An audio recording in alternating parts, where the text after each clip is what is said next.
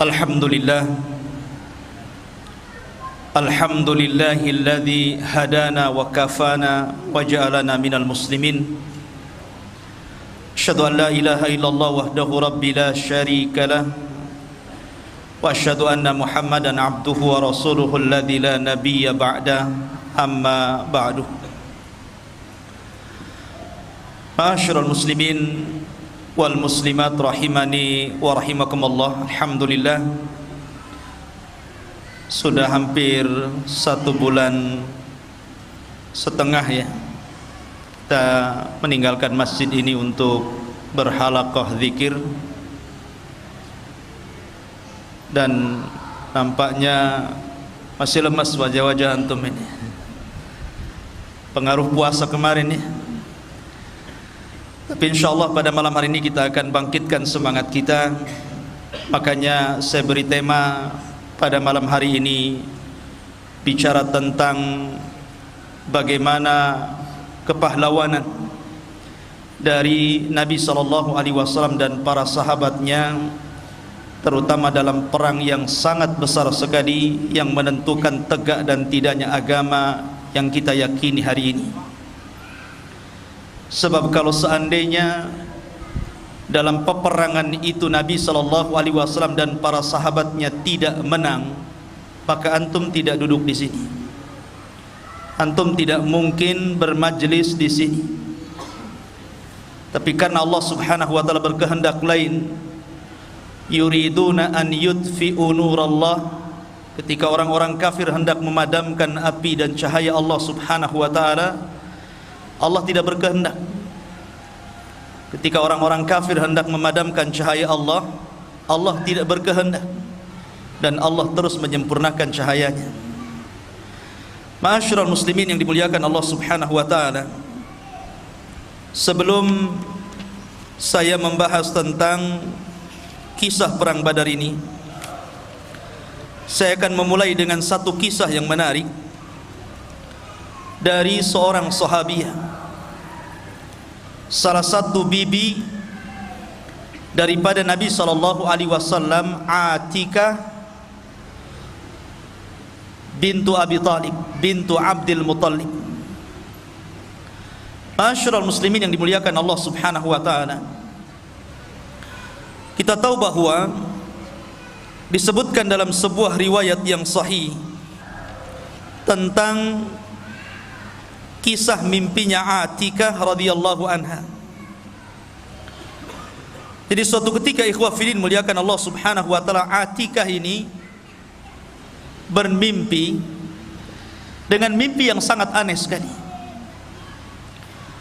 Dalam mimpinya diceritakan, tiba-tiba datang seorang laki-laki menunggang unta dengan badan yang kecapean, keletihan dan compang-camping. Tiba-tiba dia berteriak di atas bukit, memanggil-manggil seluruh orang-orang Quraisy.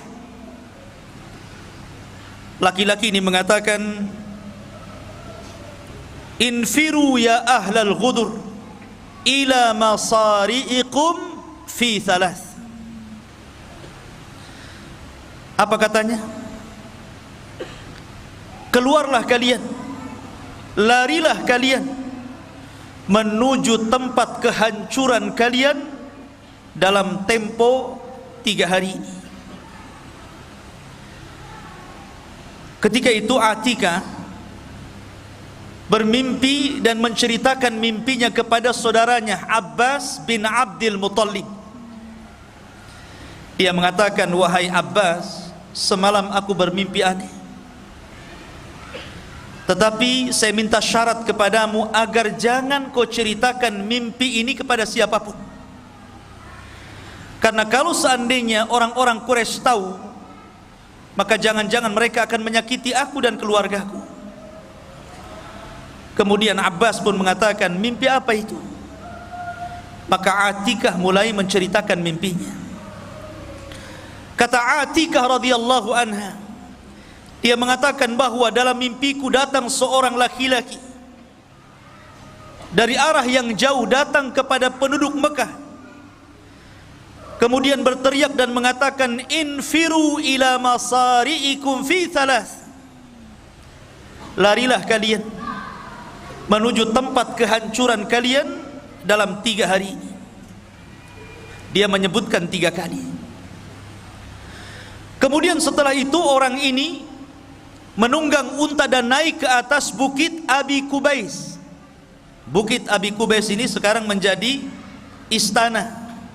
Dari Mekah nampak istana raja. Naik dia ke situ. Kemudian di atas bukit dia berteriak lagi dengan teriakan yang sama, wahai penduduk Quraisy, larilah kalian ke tempat kehancuran kalian dalam 3 hari ini. Setelah itu kemudian unta ini menendang batu, kemudian batunya menggelinding ke bawah, sampai di bawah hancur batu ini, dan setiap kepingannya kemudian melesat. Tidak ada satupun rumah dari rumah-rumah Quraisy melainkan lesatan kerikilnya masuk ke dalamnya. Kemudian turun dia. Setelah turun, naik ke atas Ka'bah. Cemana itu unta naik ke atas Ka'bah? Ini kan mimpi. Namanya mimpi bisa saja kan. Kalau kenyataan unta kan gak bisa loncat, apalagi Ka'bah tinggi. Mimpi, kayak antum mimpi bisa terbang. Kemudian di atas Ka'bah ngomong lagi, infiru ya ahlal ghudur ila masari'ikum fi thalath, larilah kalian wahai orang-orang yang berkhianat, maksudnya orang-orang Quraisy, ke tempat kehancuran kalian dalam 3 hari ini. Abbas ketika mendengar mimpi ini aneh, ada apa ini?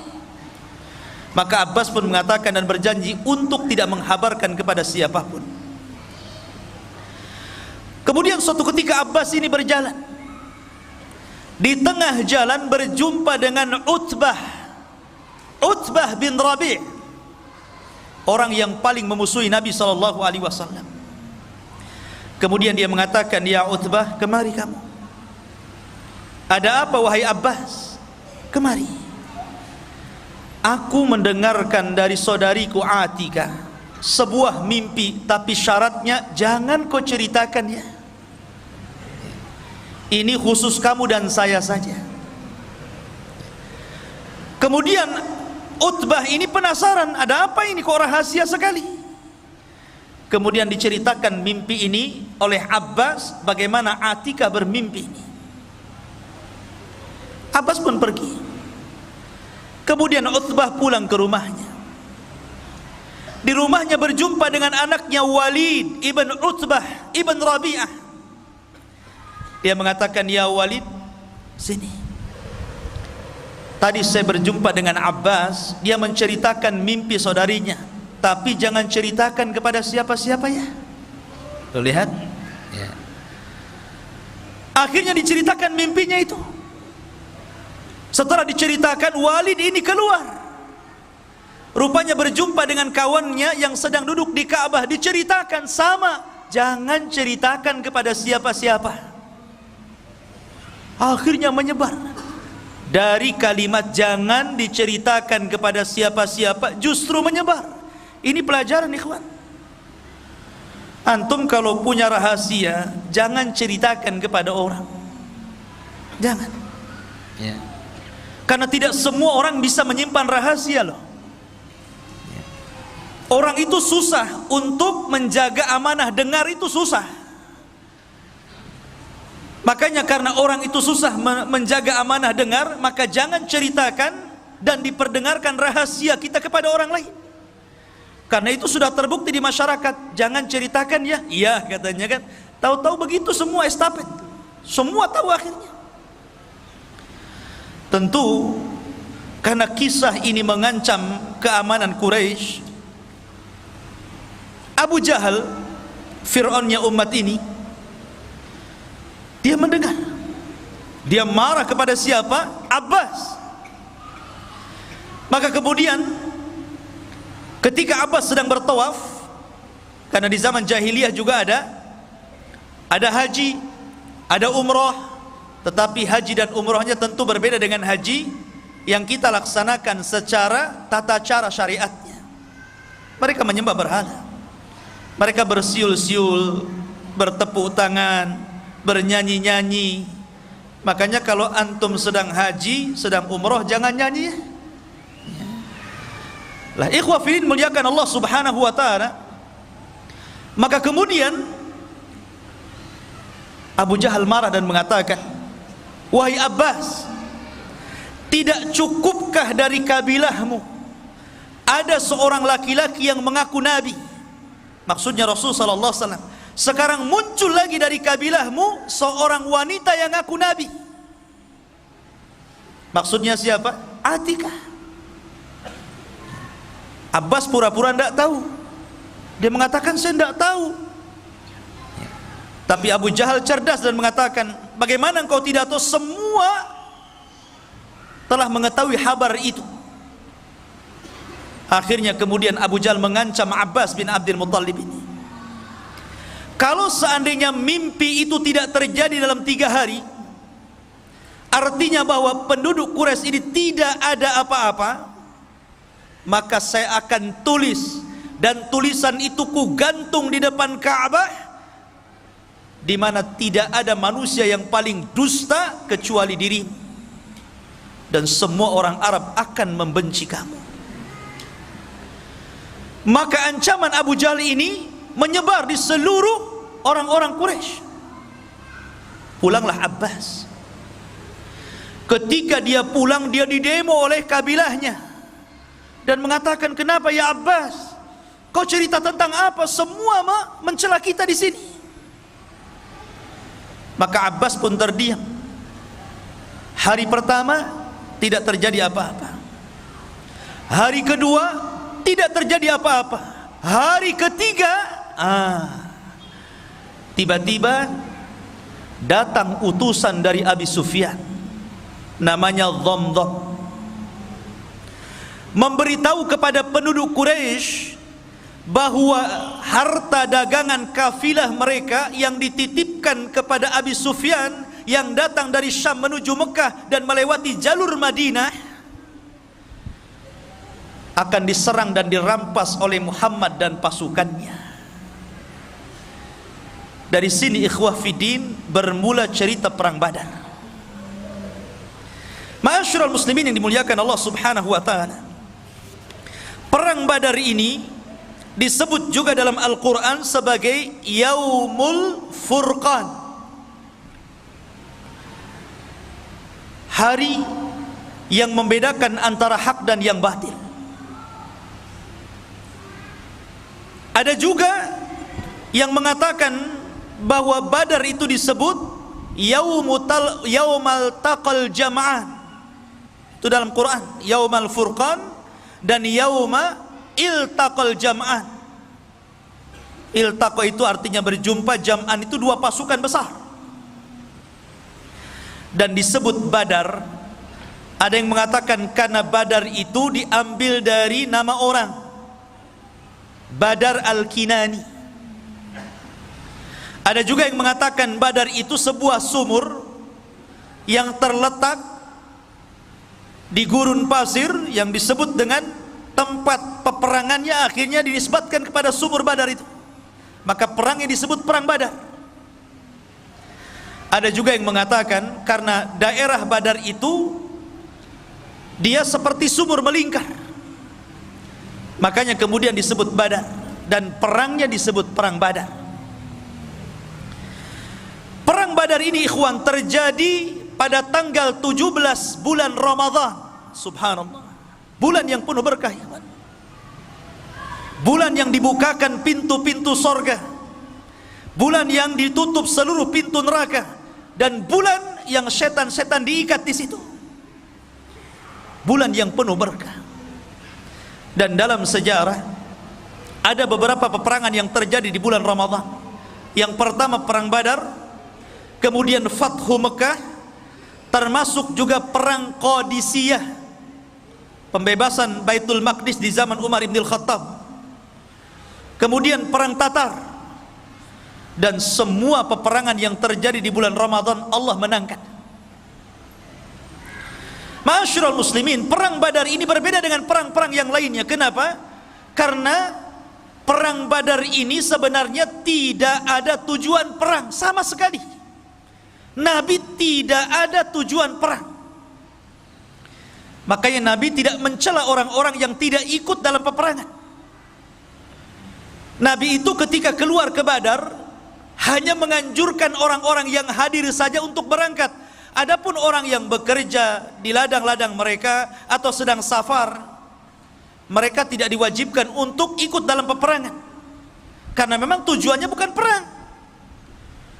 Tujuannya hanya untuk merampas kafilah dagangnya Abi Sufyan yang datang dari Syam menuju Mekah. Itu saja. Kenapa Nabi SAW ingin merampas itu? Ingin merampok apa yang ada pada Abi Sufyan? Karena Nabi ingin mengambil haknya kembali. Dahulu Nabi SAW ketika berdakwah di kota Mekah, apa yang terjadi? Dimusuhi, diancam, bahkan hendak dibunuh.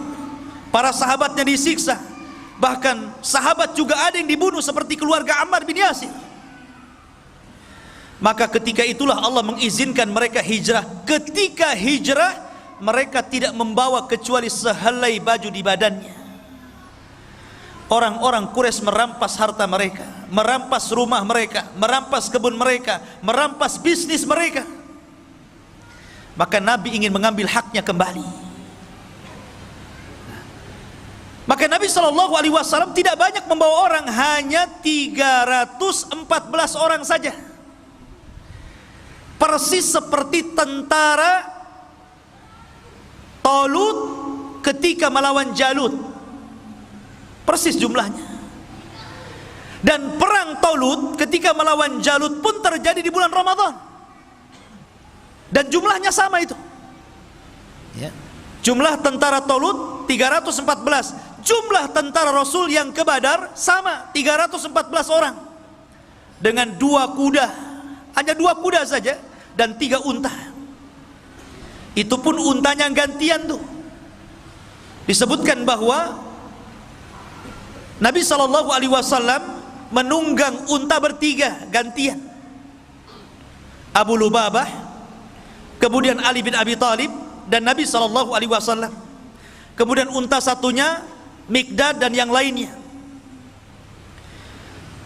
Jadi bolak-balik gantian, karena Badar itu cukup jauh juga, berkilo-kilo dari Madinah. Lah ketika itu Nabi SAW justru yang lebih banyak jalan dibandingkan naik. Lihat, harusnya Nabi itu lebih banyak menunggang dibandingkan berjalan, kan? Itulah sosok pemimpin, ikhwan. Ketika itu Ali dan Abu Lubabah malu, masa Nabi jalan kaki, saya naik unta. Maka kata Ali radhiyallahu an, ya Rasulullah, lebih baik Anda saja yang naik, kami yang berjalan. Maka Rasul mengatakan, ya Ali,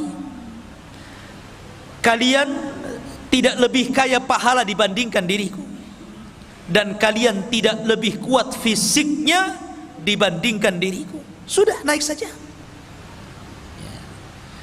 Ma'asyiral muslimin yang dimuliakan Allah Subhanahu wa ta'ala. Maka ketika Nabi SAW bergerak, kemudian mengutus orang untuk memeriksa kafilah itu tentang benar dan tidaknya, akhirnya Rasul mendapatkan kepastian bahwa kafilah Abu Sufyan telah bergerak dari Syam. Abu Sufyan ini tidak bodoh, orang cerdas ya. Ketika dia mendengar isu bahwa dia akan diserang oleh Rasul dan pasukannya, dia pun mengutus orang untuk mengecek ke Badar. Tidak puas, dia cek sendiri. Sampai di Badar gak ada orang, kecuali orang-orang yang memang tinggal di situ, beberapa orang saja. Kata Abu Sufyan kepada orang-orang yang tinggal di Badar, ada nggak pergerakan atau orang-orang ramai yang menuju ke sini? Orang situ tidak tahu. Karena Nabi SAW dalam setiap peperangan selalu menggunakan taktik tawari. Tawari itu artinya, pamannya nih, dari sini ke Batam Center harusnya melewati jalan yang harusnya dilalui jalan besar, tapi dia mungkin belok ke Bengkong dulu sana. Itu namanya tawari. Setiap peperangan Rasul seperti itu, kecuali 2 peperangan. Pertama perang Badar, yang kedua perang Tabuk. Itu betul-betul dilalui dalam jalan aslinya. Kenapa Nabi di perang Badar tidak tawari? Karena Allah sudah menjanjikan kemenangan. Allah sudah turunkan ayat menjanjikan kemenangan dan akan mengutus para malaikat untuk menolong Rasul. Makanya Rasul gagah berani berjalan. La ma'asyiral muslimin. Jadi Abu Sufyan ini mencari-cari, rupanya tidak ada pergerakan di situ. Tapi Abu Sufyan kemudian mendengar berita ada 2 orang yang lewat di sini. Rupanya Abu Sufyan mencari bekas-bekasnya itu. Ketemulah kurma yang jatuh dan dia tahu itu kurma Madinah. Kata Abu Sufyan, benar. Ini Rasul ini sudah membawa pasukan. Ini kurma Madinah. Di sini tidak ada kurma.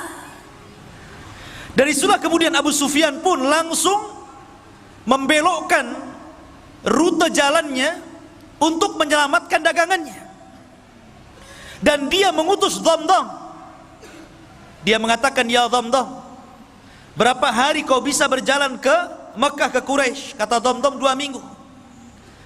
Kata Abu Sufyan, bagaimana kalau seandainya ku beri ongkos 5 kali lipat daripada ongkos biasa, tapi kau harus sampai 2 hari sampai di sana. Bisa bayangkan, 2 hari yang ditempuh 2 minggu jadi 2 hari pakai kuda. Gimana nasib kudanya itu?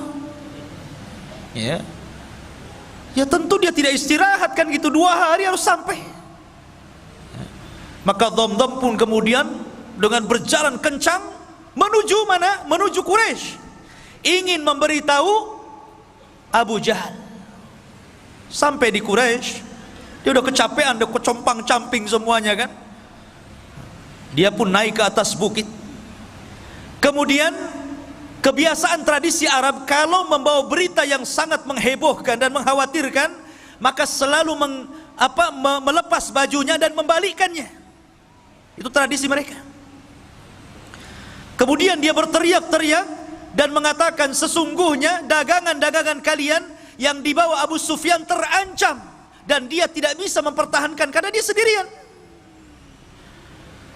Maka mendengar bahwa harta-harta mereka akan dirampas Rasul dan para sahabatnya, maka Utbah dan Abu Jahal, Fir'aunnya umat ini, langsung bergerak mengumpulkan seluruh orang-orang Quraisy dan memaksa untuk keluar semuanya. Tidak boleh satu pun yang tinggal. Kalaupun dia tidak ikut dalam perang, minimalnya dia harus menggantikan dan membayar orang sebagai gantinya.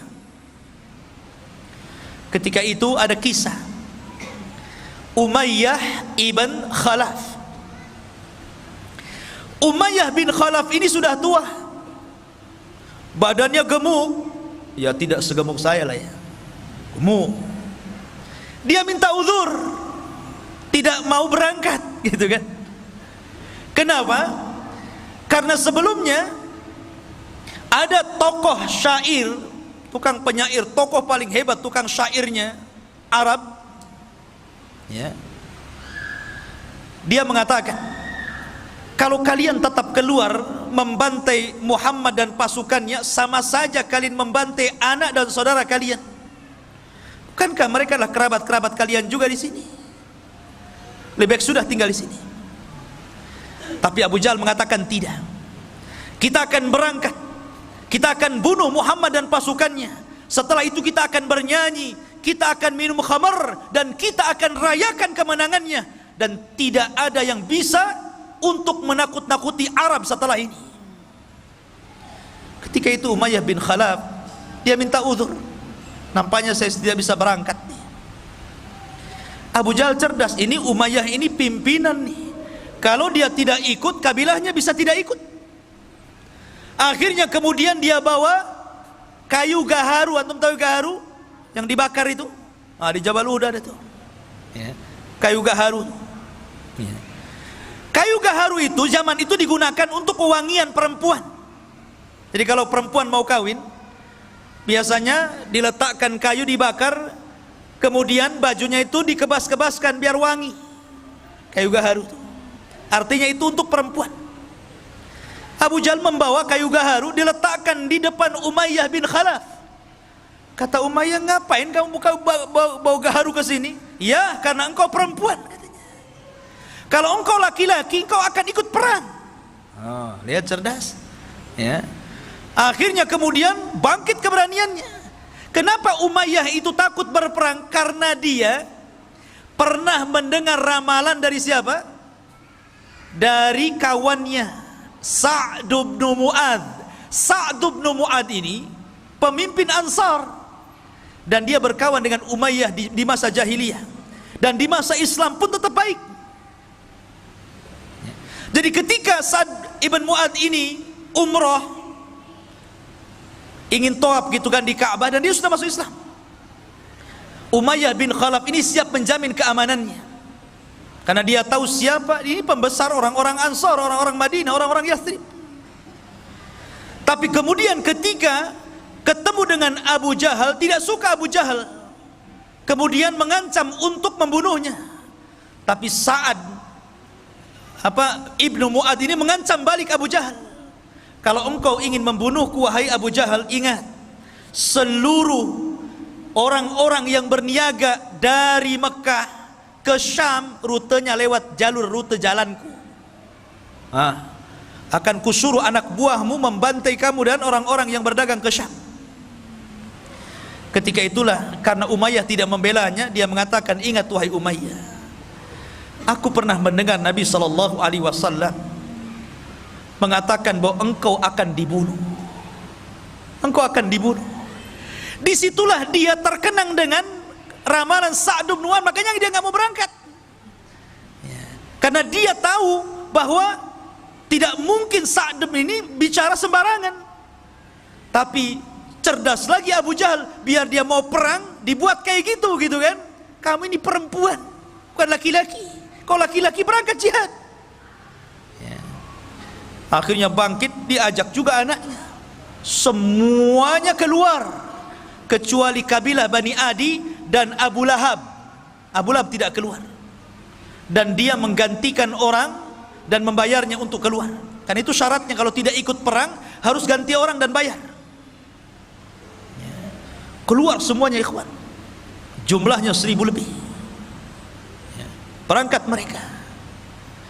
Lah Nabi SAW ikhwafidin muliakan Allah subhanahu wa ta'ala, di sisi lain maka Nabi SAW kemudian mendengar ada pasukan besar yang digerakkan oleh para pembesar Quraisy, sementara Rasul ini nggak ada persiapan, bukan mau perang kok. Mereka hanya untuk menghadang kafilah Abu Sufyan, sehingga peralatan perang juga ala kadarnya, persiapan juga ala kadarnya, tidak punya pengalaman perang. Makanya Nabi SAW bermusyawarah ketika itu, karena ini urusannya orang-orang muhajirin, bukan orang-orang Ansar. Ini kan urusannya orang muhajirin, orang Ansor nggak terlibat di sini. Nabi itu kan ingin mengambil hak orang-orang muhajirin, orang Ansor nggak ada urusan di sini. Tapi orang Ansor itu solidaritasnya luar biasa, ukhuwahnya luar biasa. Makanya dia mengirim pasukan jauh lebih besar dibandingkan muhajirin. Muhajirin 80 orang saja, lebihnya orang Ansor dari 314 itu. Luar biasa. Kalau dalam tentara itu jiwa korsanya itu loh, nggak mau tuh, tolong juga. Maka Rasul mengatakan kepada orang-orang Ansar, wahai orang-orang Ansar, ini perkara muhajirin, tapi musuh di depan kita ini macam mana? Seolah-olah Rasul SAW mengisyaratkan agar mereka ikut bergabung. Ketika itulah pemimpin Ansar tegak, namanya Sa'd bin Mu'adz, yang ketika kematiannya arsy Allah guncang, 70.000 malaikat turun. Dia bangkit dan mengatakan, ya Rasulullah, perintahkan sesukamu, kami akan melakukan apapun kehendakmu. Oh, senang Rasul, ada dukungan orang-orang Ansar. Dari sini Nabi SAW masih khawatir. Bagaimanapun manusiawi ikhwan, Rasul itu bukan malaikat. Kalau Rasul malaikat, susah antum niru dia. Malaikat nggak kawin, antum pengen kawin. Malaikat nggak punya anak, antum punya anak. Malaikat nggak makan, antum 3 piring 4 piring sehari. Malaikat tidak kencing, tidak berak. Malaikat itu berbeda dengan makhluk. Makanya Rasul itu manusia. Jadi ada sisi kemanusiaannya. Rasa takut itu wajar. Takut kalah. Karena melihat bahwa pasukan orang Quraisy itu besar dan pasukan dia sedikit. Ya. Maka Nabi SAW berdoa tengah malam.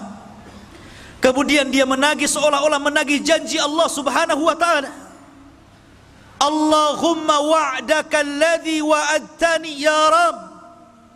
Mana janjimu yang kau janjikan kepadaku? Terus Nabi SAW seperti anak kecil meminta kepada orang tuanya. Mulihi fid doa, mengeluh, merengek kepada Allah Subhanahu wa ta'ala akan janji yang Allah janjikan kepadanya. Sampai saking khusyuknya Rasul berdoa dan menangis, ridanya terbang, diambil Abu Bakar dan mengatakan, yakfika ya Rasulullah, cukup Rasul, cukup sudah. Maka Rasul mengatakan, Allahumma intahlik hadhil isabah falan tu'bad abada. Ya Rabb, kalau kau hancurkan kelompok yang sedikit ini, maka engkau tidak akan ada yang menyembah lagi di permukaan bumi. Dari sini menunjukkan bahwa perang Badar itu penentu antara hak dan yang batil, penentu berjalannya agama atau tidak. Makanya saya katakan di awal, kalaulah Allah tidak memenangkan dalam perang Badar, antum tidak mungkin ada di sini. Dan tidak mungkin antum beragama Islam. Mungkin antum sudah para penyembah berhala seperti orang-orang Quraisy. Ya kan? Ma'asyiral muslimin yang dimuliakan Allah Subhanahu wa taala, dari situlah kemudian Nabi sallallahu alaihi wasallam diwahyukan dan dijanjikan dengan apa? Dengan 1000 malaikat akan diturunkan. Kemudian Allah Subhanahu wa taala janjikan lagi, in tattaqu wa tasbiru, kalau engkau bertakwa dan terus bersabar, yumdidkum bisalasati alafin minal malaikah, ku tambah lagi 3000, 4000 jadinya. Kemudian di hari peperangan Allah kirim 5000 pasukan malaikat dipimpin Jibril dan sahabat dipimpin Rasul. Coba kalau peperangan ini para sahabat dipimpin Nabi sementara malaikat dipimpin Jibril, siapa yang bisa mengalahkan perang ini? Ini malaikat ikut campur masalahnya. Lain dengan perang Uhud. Sebenarnya perang Uhud itu malaikat akan membantu, cuman karena ada kesalahan dari kalangan para sahabat menentang perintah Rasul, jadi terjadi kekalahan. Tapi perang Badar ini semua taat kepada Rasul. Lah makanya ikhwah fillah muliakan Allah Subhanahu wa taala, ketika pada hari yang ditentukan inilah, maka Nabi sallallahu alaihi wasallam ketika itu memilih tokoh-tokoh untuk menjadi pemimpin perang. Di antaranya Raisul Am, ya tentu Nabi sallallahu alaihi wasallam, pemimpin umumnya. Kemudian di sana ada pemimpin di bawah beliau namanya Mus'ab ibn Umair Al-Badri Al-Qurashi. Kemudian dari kalangan Muhajirin dibentuk lagi kelompok-kelompok kecil dan dipimpin Ali bin Abi Thalib. Dan dari kalangan Ansar dipimpin oleh pemimpinnya sendiri Sa'd bin Mu'adz. Dan dibuat bersop-sop. Rasul membuat taktik perang yang tidak dikenal orang-orang Arab. Siapa yang mengajarkan? Allah yang mengajarkan. Ya. Bahkan Nabi SAW sebelum berperang itu membariskan saf seperti Anda dalam sholat. Bagaimana Anda dalam sholat? Tentu antum akan baris kan? Akan merapatkan safnya. Ya. Saf salat gimana? Tumit dengan tumit berjumpa, bahu dengan bahu berjumpa. Makanya kalau sholat itu kaki jangan terlalu meregang, nanti bahunya nggak ketemu. Harus sama, jadi bahunya ketemu, tumitnya juga ketemu. Itu namanya merapatkan saf dan meluruskannya. Kalau seperti itu pasti lurus tuh safnya. Ini mah enggak ya, imamnya ngomong apa? Rapatkan saf kalian. Tapi ketika sang imam jadi makmum, dia pula yang tidak merapatkan safnya. Cemana pula imam ini? Masyarul muslimin yang dimuliakan Allah Azza wa Jalla. Lah setelah itu kemudian Nabi SAW membariskan. Ada satu kisah ketika Rasul membariskan saf tentara ini. Ada yang mengatakan ada seorang namanya Sawad, ada yang mengatakan Ukasa bin Mihsan. Jadi orang itu lurus barisnya, ini agak ke depan nih. Maka Nabi SAW mengambil tongkat kemudian memukul perutnya supaya mundur. Nabi SAW tegas, ikhwan. Rupanya kejadian ini teringat satu kisah di saat akhir wafatnya Nabi SAW. Ketika Nabi SAW sudah sakit parah, kemudian mengumpulkan para sahabatnya dan mengatakan di hadapan para sahabatnya, wahai manusia, ya ayyuhan nas, man kuntu dharabtu dhahran fahadha dhahri falyaqtas minni. Wahai manusia, siapa yang dulu pernah kupukul punggungnya, nih punggungku, kisah sekarang. Ketika itu semua para sahabat terdiam. Tidak mungkin para sahabat bicara ketika bicara Rasul. Tidak mungkin para sahabat berani ketika Nabi sedang berceramah. Tiba-tiba ada seorang sahabat bangkit kemudian mengatakan, ana ya Rasulullah, ma dumta talabtal qasas fa ana aqtas ming. Selama engkau menuntut kisos, saya ingin mengkisos dirimu. Wih, semua melihat sahabat ini. Kurang ngajar nih sahabat ini. Ya. Nabi sudah sakit, tiba-tiba bangkit kemudian mengatakan seperti itu. Ali datang, ya Rasulullah, biar saya yang dipukul. Abbas datang mengatakan, ya Rasulullah, biar saya yang dipukul. Kata Rasul, diam, biar dia kisos aku. Rupanya laki-laki itu namanya Uqasah bin Mihsan, yang tadi itu di perang Badar dipukul itu. Dia minta kisos dia. Ya. Maka kemudian Uqasah datang kepada Rasul. Rasul kaget, kenapa? Ini Uqasah. Uqasah ini siapa? Satu di antara sahabat yang dimasukkan dalam 70.000 orang yang masuk surga tanpa hisab dan azab. Kata Rasul, ketika dia bermimpi di padang mahsyar, dia melihat ke arah kiri ada umat yang sangat besar. Kemudian malaikat mengatakan, itu bukan umatmu, itu umatnya Musa. Kemudian melihat ke arah kanan ada yang lebih besar lagi, kata Jibril, itulah umatmu.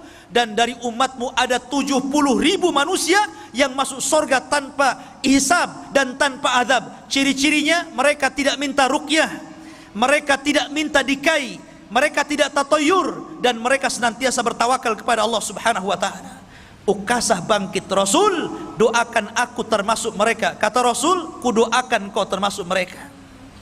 Maka Rasul kaget, ya Uqasah, rupanya engkau. Bukankah aku sudah berdoa kepadamu, engkau dimasukkan 70.000? Kenapa kau meminta kisos kepadaku? Maka Uqasah mengatakan, engkau yang meminta. Bukankah engkau yang meminta, wahai Rasul? Maka saya ingin mengkisos dirimu.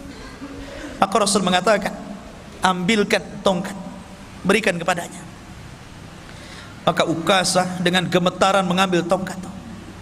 Kata Uqasah, Rasul, waktu kau pukul diriku, aku nggak pakai baju, maka kamu harus melepas bajumu. Makin lagi marah sahabat ini kan, ya apa ini Uqasah ini? Ya, akhirnya Nabi SAW melepas bajunya. Ya. Sudah hampir goyang, sahabat dah tegang itu ya kan, digoyang-goyang kan tegak tuh, tegang semuanya. Ini betul tak betul lah kan gitu. Maka dilemparlah tongkat itu, langsung memeluk perut Nabi SAW dan mengatakan, ya Rasulullah, aku ingin menjadi orang yang terakhir yang bersentuhan kulitku dengan kulitmu. Uqasah bin Mihsan. Jadi Nabi merapihkan saf dalam perang Badar itu. Ya. Ma'asyiral muslimin yang dimuliakan Allah Subhanahu wa ta'ala. Maka dalam tradisi jahiliyah, dalam tradisi perang orang-orang dulu, sebelum berperang ada istilah mubarazah namanya. Mubarazah itu lawan tanding. Nih jagoanku, mana jagoanmu. Begitulah perang dulu. Ya. Lah ketika itu orang-orang Quraisy mengeluarkan jagoan-jagoan mereka dan menantang jagoan-jagoan Nabi SAW. Maka ketika itu dikeluarkanlah Utbah bin Rabi'ah, orang yang paling benci kepada Rasul. Kemudian saudaranya Syaibah bin Rabi'ah. Kemudian anaknya Utbah juga, Al-Walid ibn Utbah bin Rabi'ah. Ini orang sangar-sangar nih, orang-orang garang-garang dari Quraisy. Mereka orang-orang yang paling jahat. Kemudian Nabi SAW mengeluarkan 3 orang Ansar, tapi ditolaknya dan mengatakan, kami tidak ada urusan dengan orang Ansar, kami ingin keluarkan jagoan kalian dari Muhajirin. Maka Nabi SAW ketika itu memilih 3 orang, Hamzah, Asadullah, singa Allah, Sayyidus Syuhada, pemimpinnya para syuhada di sorga, dikeluarkan untuk melawan Syaibah bin Rabi'ah. Kemudian Rasul memerintahkan Ali bin Abi Thalib untuk melawan Al-Walid ibn Utbah bin Rabi'ah. Kemudian Rasul mengeluarkan Ubaidah ibnul Harith dan melawan Utbah bin Rabi'ah. Maka terjadilah pergulatan hebat. Hamzah, Asadullah, sekali tebas saja matilah Syaibah. Kemudian melihat Ali kewalahan melawan Utbah, dibantunya ditebas lagi, meninggal Utbah. Kemudian Al-Walid ibn Utbah juga meninggal di tangan Ali. Cuman Ubaidah ibn al-Haris ketika dia bergulat dengan Utbah ini memang agak sengit, saling bacok-bacokan ya, kayak orang carok gitu ya, sehingga lukanya ini menjadikan dia tidak tahan lama hidup. Kemudian dia meninggal dan Rasul mengatakan, asyhadu annaka syahid ya Ubaidah, saya bersaksi engkau telah menjadi syahid. Maka ketika jagoan-jagoan mereka kalah dan meninggal, marah Abu Jahal. Dari setelah kemudian Abu Jahal menggerakkan pasukannya. Mereka tidak paham bagaimana Allah sudah mengajarkan taktik perang. Bahkan mereka tidak tahu bahwa di belakang pasukan Rasul ada 5.000 malaikat, dipimpin oleh Jibril, menggunakan kuda putih, dan dilihat oleh orang-orang kafir dan tidak dilihat orang-orang yang beriman. Jadi yang melihat hanya orang kafir saja, orang yang beriman tidak tahu. Bahasanya antum baru nyabut golok, kepala orang sudah melayang gitu. Enak nggak kalau perang kayak gitu tuh? Antum baru ngambil pedang gitu kan, kepalanya sudah melayang. Makanya Allah mengatakan, wa ma ramaita id ramaita walakinnallaha rama. Ketika engkau melempar, wa ma ramaita, tidaklah engkau melempar. Ketika engkau melempar, ketahuilah bahwa Allah sesungguhnya yang melempar dia. Karena ketika itu kuda yang ditunggangi Jibril ini menebarkan debu, dan debu itulah masuk ke mata-mata orang-orang kafir Quraisy ini, sehingga mereka kesulitan untuk memandang. Dan itulah para sahabat mudah untuk melumpuhkan, sehingga 70 orang kafir meninggal dan 70 menjadi tahanan. Selebihnya mereka lari tunggang langgang kembali ke Mekah. Dan subhanallah, Allah hinakan Abu Jahal oleh 2 anak kecil, namanya Mu'adz dan Mu'awwidh, keduanya putra Afra. Ini anak kecil ini ikut perang. Si Mu'adz dan Mu'awwidh ini, dia kan orang Madinah, nggak tahu Abu Jahal mukanya kayak apa, dia nggak tahu. Ketika peperangan dia cari Abdurrahman bin Auf dan mengatakan, ya Abdurrahman, yang mana sih Abu Jahal itu? Si Fir'aunnya umat ini yang mana ya? Kata Abdurrahman, no, itu tuh orang itu. Langsung 2 anak kecil ini, 2 anak remaja ini mencabut pedangnya, dikeroyok sama 2 anak remaja ini, mati Abu Jahal. Bayangkan ya. Dan keduanya mengklaim membunuhnya dan Rasul membenarkannya. Masyarul muslimin yang dimuliakan Allah Azza wa Jalla. Adapun yang lainnya kena tahanan. Dan seluruh orang-orang yang pernah didoakan Rasul kehancuran mereka terbukti di perang Badar. Ketika Nabi SAW di awal-awal dakwahnya, ikhwan, Nabi SAW diejek oleh Abu Jahal dan mengatakan, siapa yang berani meletakkan salah jazur, kotoran unta yang masih berdarah itu, di pundak Muhammad yang sedang sujud di Ka'bah, ku beri dia hadiah. Berdirilah siapa? Uqbah bin Abi Mu'aid. Ini orang yang paling jahat. Dulunya pengagung Rasul, tapi karena perkawanan yang salah akhirnya jadi balik, jadi jahat. Ingat, kawan itu yang baik, ikhwan. Uqbah bin Abi Mu'aid ini dulu penggemar Rasul, walaupun Rasul itu seorang nabi dan agamanya berbeda, tapi karena dia seorang penyair, dia suka kalau Rasul itu melantunkan Quran. Ya. Makanya suatu ketika karena bangganya mengidolakan, ya samalah seperti antum orang Islam mengidolakan para pemain bola. Para pemain bola itu sebagian mereka kafir, bahkan kebanyakan kafir, tapi antum idolakan kan? Pasang gambarnya, kalau dia bertamu ke rumah antum, kemudian selfie, viral tuh. Ya kan? Lah begitulah idolanya Uqbah bin Abi Mu'aid ini kepada Rasul. Jadi suatu ketika dia meminta kepada Rasul untuk bertamu, maunya ngasih makan, ngasih jamuan, tapi Rasul tidak mau makan. Alasannya apa? Karena kamu kafir, kalau kamu Islam saya mau makan. Jadi akhirnya pura-pura dia bersyahadat, yang penting idolanya mau makan.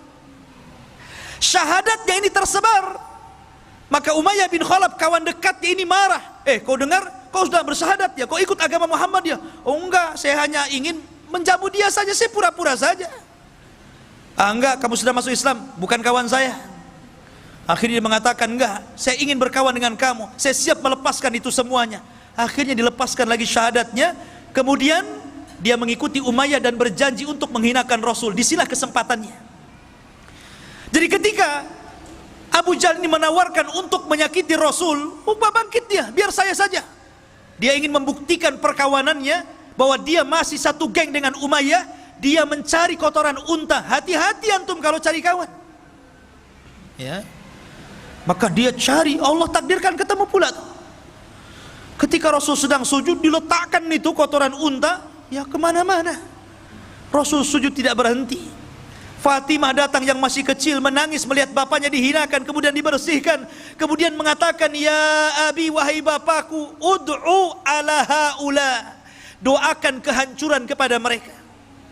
Maka Rasul pun mulai mendoakan kehancuran satu persatu, dan semua orang yang didoakan Rasul ketika itu terbukti di perang Badar. Semua orang yang tertawa mengejek Rasul ketika Uqbah bin Abi Mu'aid menghina Rasul, semuanya terbunuh di perang Badar. Ma'asyiral muslimin yang dimuliakan Allah Subhanahu wa taala.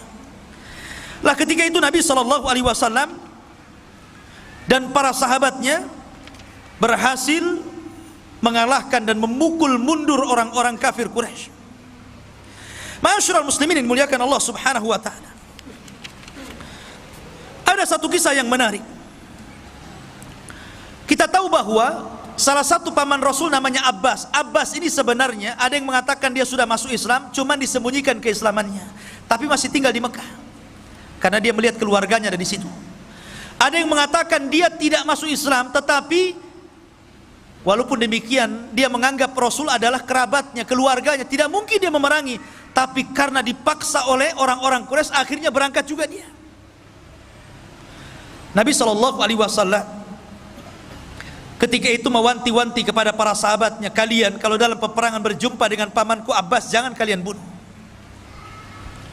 Abu Hudzaifah ketika itu tidak terima dan mengatakan, ya Rasulullah, mereka akan membunuh anak-anak kita, mereka akan membunuh saudara-saudara kita dan keluarga kita, kenapa kita tidak boleh membunuh Abbas?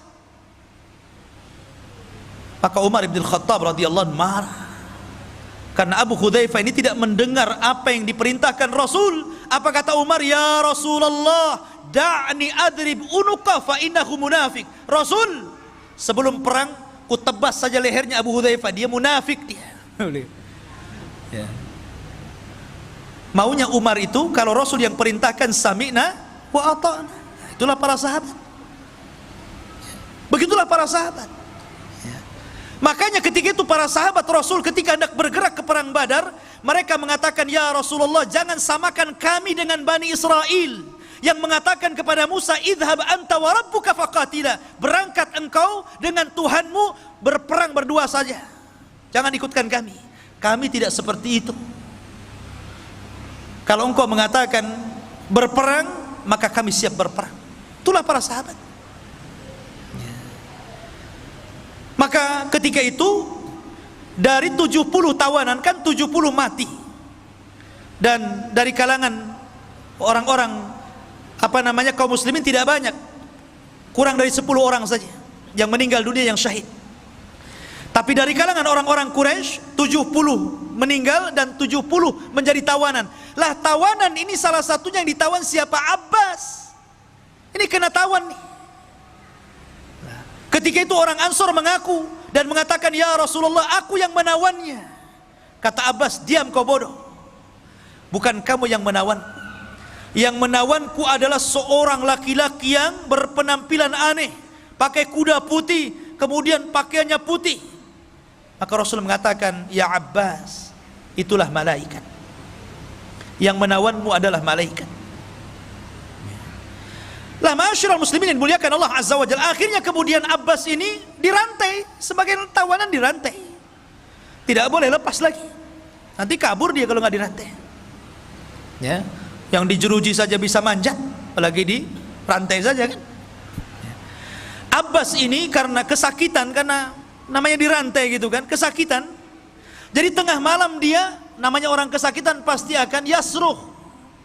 Ya, pasti akan mengeluarkan suara sakit, aduh gitu kan.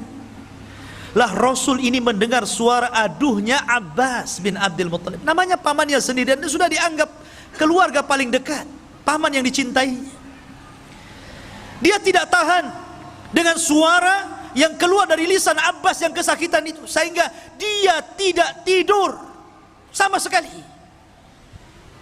Dia sedih melihat Abbas. Tapi Nabi SAW seorang manusia yang adil, ikhwan, yang sangat adil, dan keadilannya harus dicontoh oleh seluruh para pemimpin yang hendak jadi pemimpin. Walaupun dia pamannya, tidak lantas kemudian karena dia kesakitan dia datang, dah kamu itu paman saya lepas saja kan begitu. Enggak, dibiarkan. Cuman Rasul merasa merana saja. Di pagi harinya itulah dia mengumpulkan para sahabat Rasul. Kemudian dia berceramah, demi Allah, semalam aku mendengar suara Abbas kesakitan, dan aku tidak tenang dan aku tidak tidur sampai hari ini. Maka melihat kesedihan Nabi SAW, sahabat mengatakan, ya Rasulullah, kalau memang engkau berkehendak untuk kami memaafkannya, kami akan maafkan dia. Kalau engkau berkehendak, engkau ingin melepaskan dia, kami lepaskan. Tuh lihat para sahabat, bagaimana memahami perasaan Nabi SAW. Tetapi Nabi SAW sekali lagi adalah manusia yang adil, tidak mungkin dia lepaskan tawanan. Jangankan lagi Abbas, ketika ada seorang wanita dari Makhzumiyah mencuri, kemudian didatangkan kepada Nabi SAW, Ali datang kepada Rasul, ya Rasul maafkan sajalah wanita itu. Kemudian Abbas juga datang, ya Rasul maafkan saja. Akhirnya sampai meminta Usama yang lembut, anak angkat Rasul, biar Rasul maafkannya. Tapi Rasul mengatakan, ayyuhan nas, aimullah, lau kana Fatimatu bintu Muhammadin saraqat laqata'tu yadah. Wahai manusia, demi Allah, kalaulah putriku Fatimah bintu Muhammad mencuri, aku yang akan potong tangannya. Lihat bagaimana keadilan Rasul. Makanya kemudian mengatakan kepada Usama, ya Usama, jangan kau uji diriku ya. Sesungguhnya hancurnya umat terdahulu apabila orang-orang mulia mencuri, maka ditinggalkan hukum hudud. Tapi apabila orang-orang lemah yang mencuri, maka mereka menegakkan hukum hudud. Rupanya sabda Rasul ini menjadi kenyataan hari ini. Kalau para pejabat yang mencuri, para koruptor-koruptor itu enak ya, penjaranya jaga enak. Enak nggak tuh penjaranya itu? Enak gitu kan. Ya. Tapi coba kalau yang nyuri itu orang-orang rendah gitu, nyuri nasi bungkus dikejar, dibakar sama ban. Ma'asyiral muslimin yang dimuliakan Allah Subhanahu wa ta'ala, intinya bahwa Nabi SAW membiarkan Abbas, kata Rasul, tidak, biarkan dia terikat, dan jangan lepaskan siapapun kecuali dia bayar tebusan. Walaupun Abbas, dia harus bayar tebusan. Itulah keadilan, harus ditegakkan, tetap harus ditegakkan, tidak bisa. Ya. Ma'asyiral muslimin yang dimuliakan Allah Subhanahu wa ta'ala. Adapun Al-Haris ini saudara Abu Jahal, dia lari. Padahal Al-Haris ini orang yang paling berani di kota Mekah, orang yang paling kuat dia. Tapi dia melihat peperangan yang rasanya tidak mungkin menang, lari dia, ketakutan. Maka dikejar oleh Hasan ibn Thabit, seorang penyair Rasul, kondang penyair Rasul. Ya, penyair karena di zaman itu media dengan syair. Belum ada YouTube, belum ada Instagram, belum ada WA, nggak ada. Pakai syair. Dikejar sama Hasan, kemudian Al Haris pun dibunuh di tengah jalan. Ya. Adapun Umayyah bin Khalaf lain lagi ceritanya. Umayyah bin Khalaf ini kawannya Abdurrahman bin Auf, baik dalam semasa jahiliyah ataupun ketika Abdurrahman bin Auf sudah masuk Islam, itu masih berkawan tuh, masih rekan bisnis. Ya, antara Umayyah bin Khalaf dengan siapa? Dengan Abdurrahman bin Auf. Tapi Umayyah ini tidak suka memanggil Abdurrahman. Dulu Abdurrahman bin Auf itu namanya Abduddar namanya. Setelah dia masuk Islam, diganti namanya menjadi Abdurrahman. Orang-orang musyrik Arab itu tidak suka dengan nama Abdurrahman. Makanya dia mengatakan kepada Abdurrahman, ya Abdaddar. Tapi Abdurrahman tidak mau nengok, nggak suka nama itu nama jahiliyah. Makanya antum kalau punya nama yang tidak bermakna, apalagi namanya aneh-aneh gitu kan, ada namanya Jahannam gitu kan, apa ini antum kasih nama Jahannam? Gantilah. Ya, jadi dia nggak suka. Akhirnya kemudian kata Umayyah, wahai Abdaddar, kalau aku panggil dirimu Abduddar, kau tidak suka. Tapi kalau engkau berkehendak dipanggil Abdurrahman, aku yang tak suka. Ya. Sekarang ku panggil saja dirimu Abdul Ilah. Baru kemudian karena disebut Abdul Ilah, Abdurrahman menengok. Ya, ada apa wahai Umayyah? Umayyah ini tahanan masalahnya, ya kan? Kata Umayyah, ya Abdurrahman, kita kan sudah berkawan, sudah CS lah kita ini. Tolong lindungi aku. Kita ini berkawan semasa jahiliyah, kawan bisnis. Maka kemudian Abdurrahman melihat kasihan kepada Umayyah. Dia mengatakan, ya Muhajirin, ya Ansar, Umayyah bin Khalaf atas tanggunganku, aku yang jamin dia. Oh, mendengar itu Bilal nggak terima, karena Bilal itu disiksa oleh Umayyah bin Khalaf. Ingat ceritanya Bilal? Bilal dibawa ke padang pasir, kemudian ditindih dengan batu panas, kemudian dipaksa murtad, hampir mati Bilal, hanya menyebutkan ahadul ahad. Siapa yang menyiksa Bilal? Umayyah bin Khalaf. Tiba-tiba Bilal bangkit dari belakang dan mengatakan, tidak, kata Bilal. Pada orang-orang Muhajirin dan Ansar setuju tuh, karena mereka menghormati siapa? Abdurrahman. Siapa yang tidak kenal Abdurrahman? Tapi Bilal bangkit dan mengatakan, inna jauta, gimana? Laula najauta fala najah. Kalau seandainya engkau ingin selamat, maka engkau tidak akan selamat. Kalau seandainya engkau ingin selamat, engkau tidak akan selamat.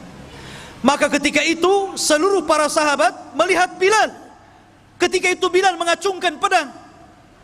Maka kemudian para sahabat mengisyaratkan kepada Abdurrahman untuk menunduk, supaya tidak melihat kawannya dibunuh Bilal. Karena itu aib membunuh orang di depan kawannya. Maka Abdurrahman langsung menunduk. Bilal datang menebas leher Umayyah, kemudian menyembelihnya. Ma'asyiral muslimin yang dimuliakan Allah Subhanahu wa taala. Itulah tragis tawanan-tawanan yang dahulunya mereka sangat menghina Rasul, akhirnya mereka mendapatkan akibatnya. Maka jangan pernah lecehkan agama. Jangan menghina Allah, jangan menghina Rasul, jangan menghina Al-Quran. Nanti akan ada akibatnya. Ma'asyiral muslimin yang dimuliakan Allah Subhanahu wa taala. Kemudian juga ada kisah yang lainnya yang cukup menarik. Dalam perang Badar, ikhwah fillah dimuliakan Allah Subhanahu wa taala, kita tahu bahwa tawanan-tawanan ini menjadi khilaf antara Abu Bakar dan Umar. Kata Abu Bakar, ya Rasulullah, mereka itu kerabat kita, masih saudara kita, Bagaimana kalau seandainya yang mampu bayar kita lepaskan, yang nggak mampu maafkan saja? Kata Umar, tidak. Mereka musuh Allah dan Rasulnya, mereka harus dibunuh. Lihat, Nabi ini cenderung kepada pendapatnya Abu Bakar, karena Rasul itu rahim. Makanya Rasul dan Abu Bakar itu selalu klop. Maksudnya perasaannya itu halus. Lain dengan Umar. Ya, orang itu kan begitu ya, ada yang lembut, ada yang kasar. Ya, nah memang Nabi Adam juga diciptakan dari benda tanah-tanah yang halus, yang keras. Makanya ada yang halus, ada yang keras kepala, kan begitu. Ya. Lah, akhirnya Allah Subhanahu wa taala membenarkan ra'yunya siapa? Umar. Pendapatnya Umar dikuatkan sama Al-Qur'an loh. Makanya Umar itu disebut mulham. Ucapannya itu selalu menyerempet wahyu. Makanya Rasul kalau mengatakan, kalaulah ada nabi sepeninggalku, Umarlah orangnya. Dia puji tuh. Ya kan? Maka kemudian turunlah ayat, maka nabi ayyakuna lahu asra hatta yudkhina fil ar turiduna aradal hayatid dunya. Tidak boleh bagi seorang nabi itu punya tawanan hanya karena ingin merendah kepada kehidupan dunia. Dibenarkan itu ucapan Umar. Dari sinilah kemudian Nabi SAW membuat keputusan tentang tawanan itu menjadi 3. Sebagian mereka yang membahayakan dibunuh, sebagian mereka yang bisa ditebus supaya membiayai uangnya bagi kaum muslimin, tebus. Dan sebagian mereka yang tidak bisa ditebus, maka mereka harus mengajari kaum muslimin. Yang pintar matematika suruh ngajari anak-anaknya, yang pintar fisika suruh ngajari anak-anaknya kaum muslimin. Yang pintar Quran, enggak mungkin Quran orang musyrik ya. Ya. Intinya suruh menyalurkan ilmunya, dibagi 3 akhirnya.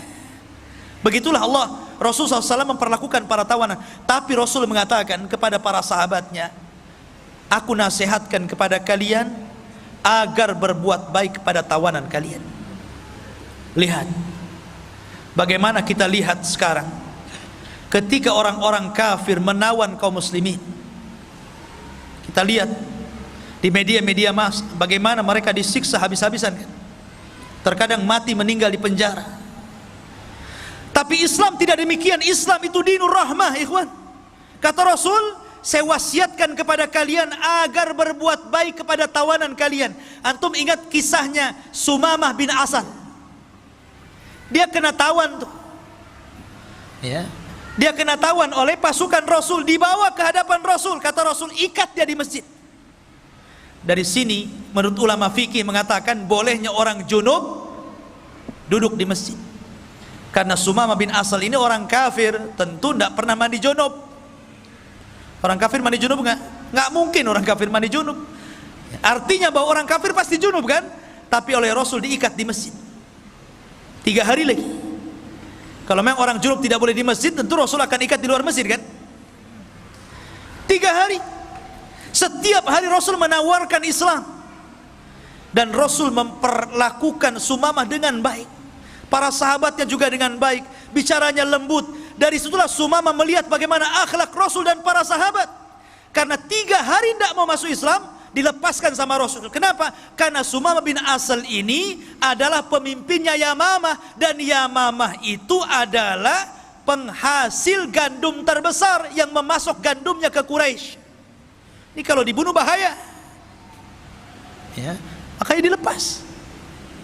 Sepanjang jalan Sumamah ini mikir, kok beda agamanya dengan agama yang saya anut.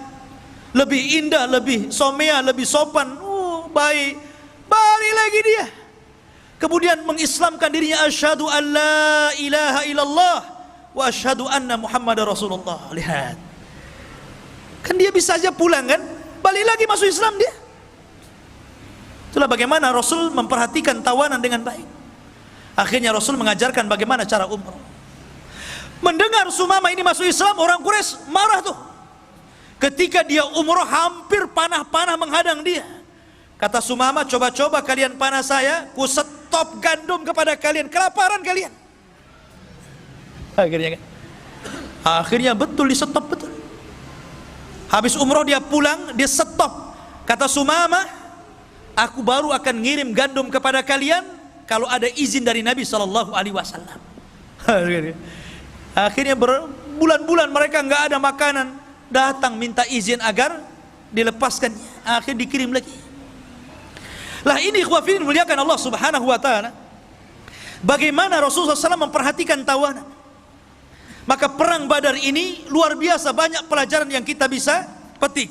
Salah satunya ikhwafidin muliakan Allah Subhanahu Wa Taala, bahwa dalam perang ini di mana Allah Subhanahu Wa Taala memuliakan agama ini karena mereka memuliakan Allah dan Rasulnya. Mereka taat dengan Allah dan Rasulnya. Mereka ikut berperang bersama Nabi Sallallahu Alaihi Wasallam. Kemudian yang kedua, kalaulah Allah Subhanahu Wa Taala tidak menolong dalam perang Badar ini, tentu kita tidak pernah beragama Islam lagi. Dan ini nikmat yang sangat besar. Makanya Badar itu perang pertama dalam Islam. Perang pertama yang menentukan hak dan yang batil. Perang pertama disembah dan tidaknya Allah. Dan perang yang menentukan tegaknya la ilaha illallah. Itulah perang Badar. Makanya kenapa ikhwah fillah muliakan Allah Subhanahu Wa Taala, perang ini luar biasa. Kalau kita petik sedikit demi sedikit pelajaran dari perang Badar ini, luar biasa. Banyak pelajaran yang kita bisa petik. Cuman sayang memang waktu yang sangat singkat sehingga kita hanya mengambil cuplikan-cuplikan kisah bagaimana keberanian Rasul dan juga para sahabat Nabi Sallallahu Alaihi Wasallam. Ini saya bisa sampaikan. Ada pertanyaan di sini.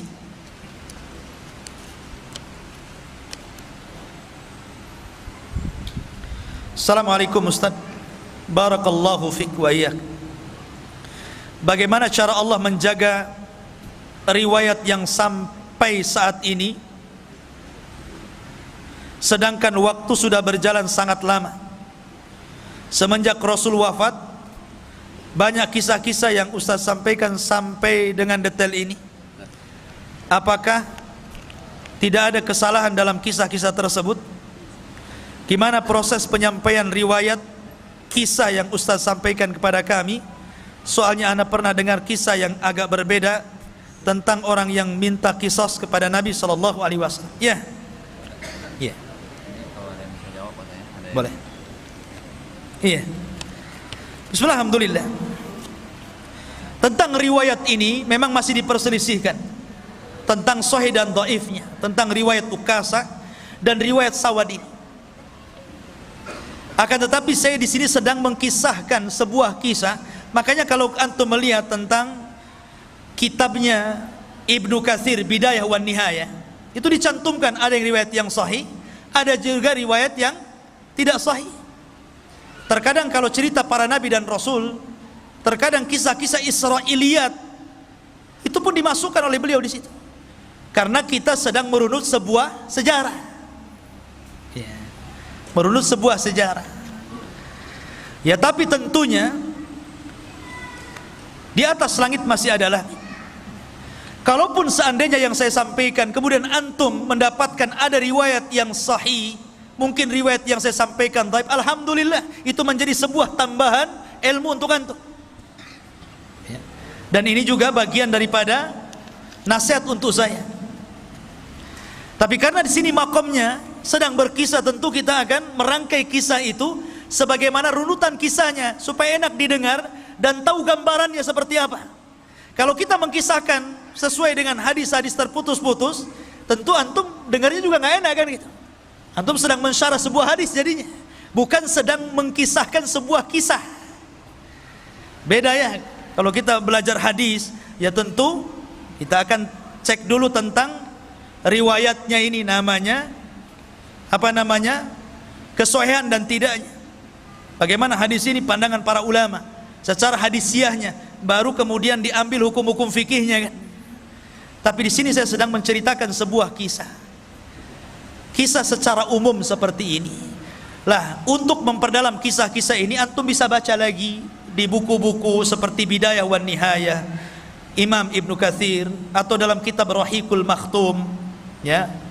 Kemudian dalam kitab Ibnu Hisham dan kitab-kitab sejarah yang lainnya, antum kembangkan. Sebab kalau antum sudah tahu kerangka kisah, Itu kalau antum baca, oh iya saya pernah dengar. Ya. Oh seperti ini runutannya. Ya, jadi seperti itu. Sebab kalau seandainya kita ikutkan dengan riwayat-riwayatnya, bagaimana riwayat ini lemah, siapa di dalamnya, kemudian bagaimana pandangan ulama, nggak jadi berkisah ya, jadi mensyarah hadis jadinya. Ya. Wallahu a'lam. Taib. Kemudian yang selanjutnya, Ustaz, apakah kami memiliki kesempatan masuk ke dalam golongan 70.000 masuk surga tanpa hisab dan adab? Ya, bisa. Karena Nabi SAW tidak menyebut orangnya, tapi menyebut sifatnya supaya akan ada sampai kiamat dibangkitkan. Yang pertama, sifatnya tidak minta diruqyah, bukan meruqyah atau minta diruqyah, itu tidak boleh. Boleh, tidak ada masalah. Maksudnya tidak minta diruqyah itu kalau tidak darurah. Kecuali kalau darurah, memang antum ini kesurupan atau apa, ada penyakit gitu kan, dan tidak ada jalan kecuali ruqyah, minta ruqyah nggak masalah, dan nggak tetap masuk dalam 70.000. Maksudnya itu dia tidak berhajat, tahu-tahu minta diruqyah. Karena kenapa minta diruqyah ini mengeluarkan 70.000 orang yang dijanjikan masuk surga tanpa hisab dan adab? Karena takut mempengaruhi tawakal. Tawakal itu harus kepada Allah. Tapi ketika kemudian antum minta ruqyah, kemudian antum sembuh, nanti antum bergantung kepada ustadz yang meruqyah. Terkadang saking fanatiknya kepada ustadz yang meruqyah, yang ini mantap ustadz ini kalau meruqyah jinnya langsung minggat, yang ini agak seret-seret jinnya. Ya. Jadi tawakalnya kurang. Ya, makanya dilarang. Kemudian yang kedua, tidak minta kai. Kai itu mengobati dengan besi panas. Orang dulu itu kan kalau kena bacok pedang, zaman sekarang kan kalau kena luka kan banyak, ada betadin, ada ini, ada itu kan. Adalah supaya tidak tetanus kan gitu. Zaman dulu kan nggak ada obat-obatan kayak gitu. Maka supaya tidak membusuk, bekas lukanya itu ditancap besi panas. Sama dengan orang yang menghilangkan tato dengan setrika gitu kan. Zaman dulu kan begitu ya. Zaman dulu itu takut kalau punya tato ditangkap masalahnya. Kemudian terkadang mereka disetrika kan, nggak boleh gitu. Kenapa nggak boleh? Karena dikhawatirkan rasa takutnya melebihi dari rasa takut kepada Allah. Harusnya takut diberikan kepada Allah, jadi takut besi panas jadinya kan. Jadi mengurangi tauhid. Ataupun yang ketiga, tatayur.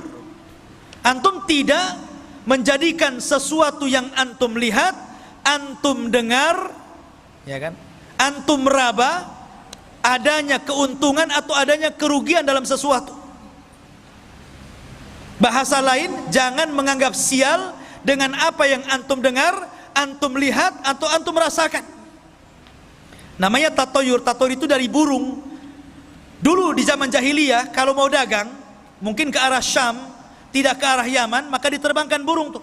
Kalau burungnya itu ngarah ke Syam, ini beruntung, hoki nih, berangkat nih, burung ini bawa hoki nih. Tapi kalau dia mau berangkat ke Syam, burungnya malah lari ke Yaman, nggak jadi. Ini sial nih. Tatayur namanya. Zaman itu cuman burung saja jadi tatayur. Zaman sekarang macam-macam orang tatayur. Yang pakai burung masih ada ya. Kalau tengah malam ada burung gagak, kuak-kuak gitu kan. Wah, ada orang mati katanya. Ya kan? Kalau dulu zaman saya masih kecil gitu, ada kupu-kupu besar, kupu-kupu sirama-rama gitu kan. Wah, ada menteri masuk rumah nih. Ya. Kemudian kalau ada suara-suara, tangan nih gatal nih sebelah kanan, wah mau dapat duit katanya. Padahal banyak utang. Ya. Ini tatayur namanya. Kadang-kadang angka pula disalah-salahkan. Itu tatayur, itu nggak boleh. Ya. Kemudian yang terakhir, tawakal. Dan tawakal itu tauhid yang paling tinggi. Tawakal itu menyandarkan kepada Allah. Jadi kalau antum punya 4 sifat, masuk di sini. Dari 70.000 manusia yang masuk surga tanpa hisab dan adab. Kemudian pertanyaan ketiga, Assalamualaikum Ustaz. Waalaikumsalam. Mengapa tawaran perang Badar tidak dijanjikan budak oleh Rasul. Bukankah tawanan perang diperbolehkan menjadi budak? Mohon penjelasan. Mereka budak tawanan itu. Yang ditebus gak jadi budak lah kan begitu, ditebus.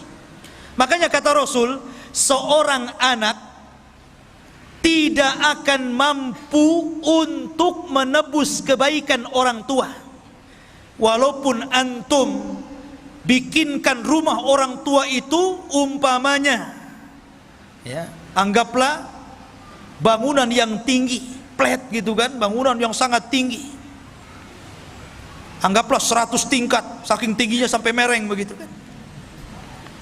Kemudian antum kasih apalagi tanah yang luas, mobil yang mewah, kemudian rumah yang indah. Kemudian antum kasihkan sama orang tua, cukup? Tidak. Tidak bisa. Tidak mungkin antum bisa membalas kebaikan orang tua kecuali satu, kata Rasul. Kecuali kalau orang tua antum menjadi tawanan perang, kemudian jadi budak. Antum datang dan menebus, memerdekakan orang tua antum, baru sebanding kebaikannya. Ya. Kalau yang ditebus, bebas dia. Tapi kalau yang tidak ditebus tidak bebas, dia jadi budak, makanya suruh ngajari. Mereka tetap jadi budak. Dan sebab perbudakan dalam Islam itu karena kekafiran. Jadi kalau seandainya perang nih, muslim sama kafir, perang syar'i, betul-betul perang, jihad, kemudian orang Islam menawan orang kafir, setelah ditawan masuk Islam, tetap budak dia. Beda kalau sebelum ditawan dia masuk Islam, dia tidak budak, karena dia masuk Islam sebelum ketangkap. Tapi kalau ketangkap kemudian masuk Islam, tetap budak. Makanya Bilal, dia masuk Islam kan, tapi tetap budak. Setelah dimerdekakan Abu Bakar baru tidak budak. Karena sebab perbudakan dalam Islam itu karena kekafiran dia. Ya, itu yang antum harus pahami. Jadi mereka budak. Wallahu a'lam. Baik. Ini ada amanah. Siapa yang bisa menjawab dapat kitab.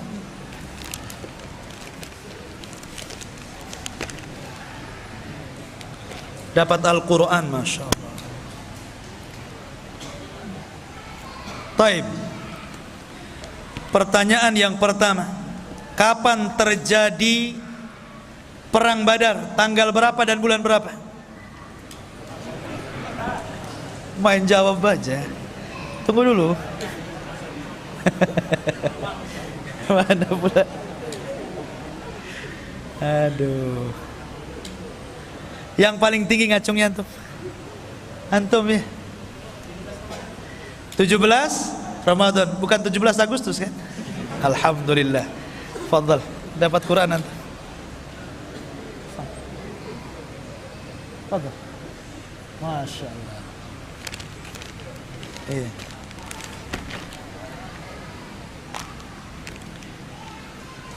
Berapa jumlah? Tunggu dulu, antum nih. Berapa jumlah apa? Pertanyaan belum selesai udah dijawab. Hebat antum menebak ya. Taib. Berapa jumlah pasukan dari kaum muslimin dalam perang Badar dan pasukan orang-orang kafir? Nah, mulai itu ya, turun semua ya. Semangat antum. Paling depan, fadhal.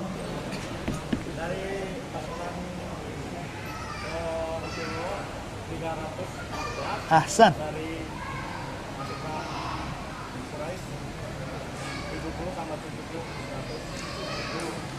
70 tambah 70 berarti 1004. Lah, kok jadi sedikit tentara kafir?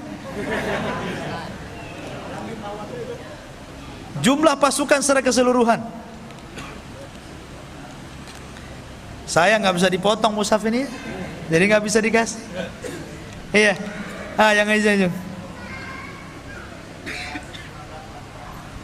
300 1000. Alhamdulillah, jazakallah khairan.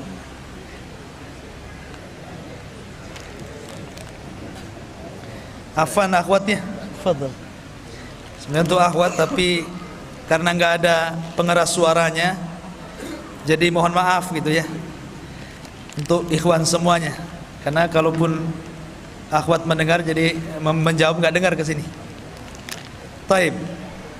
Pertanyaan yang ketiga. Siapakah pemimpin? Sebutkan pemimpin atau tokoh-tokoh Quraisy dalam perang Badar dan tokoh-tokoh Muslim dalam perang Badar juga. Sebutkan tiga-tiga sajalah.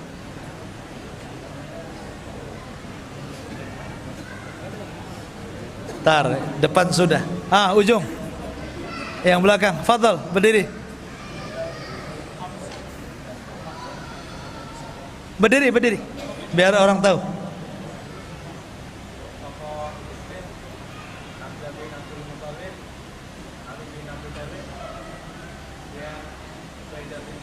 Ahsan. Tokoh kafir?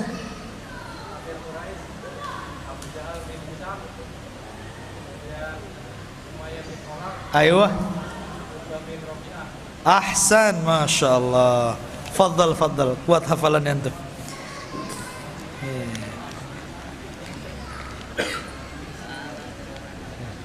Masya Allah ya.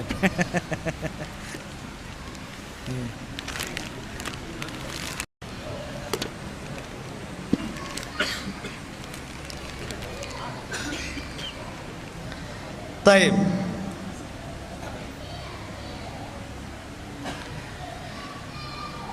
Pertanyaan yang selanjutnya tentang salah satu wanita yang bermimpi akan kekalahan orang-orang kafir Quraisy di Badar. Siapa namanya?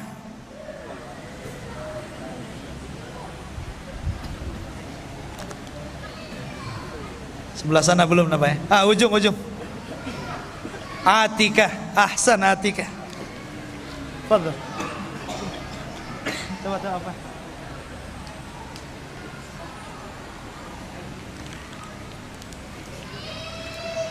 Yang itu. Masya Allah, zaklar. Taib, yang terakhir.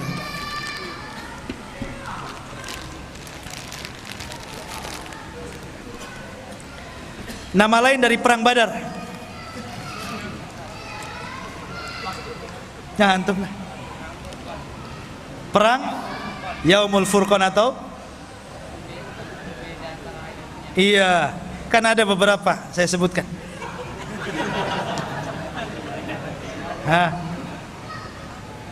Sampingnya. Yaumul Taqal Jam'an, kemudian Yaumul Furqan. Ahsan. Yaumul Furqan, Yaumul Taqal Jam'an dan perang Badar. Fadhal. Wah. Tapi itu saja ikhwan. Insyaallah kita berjumpa minggu depan. Ya mungkin juga masih ikhwan-ikhwan yang lain belum dapat informasi, karena ini juga dadakan informasi malam ini. Mungkin bisa diinformasikan kajian di Jabal Arafah sudah kita mulai. Dan insyaallah setiap malam minggu kita lanjutkan kisah-kisah yang lainnya. Subhanallah bihamdika, asyhadu an la ilaha illa anta astaghfiruka wa atubu ilaik. Allah Ta'ala. Assalamualaikum warahmatullahi wabarakatuh.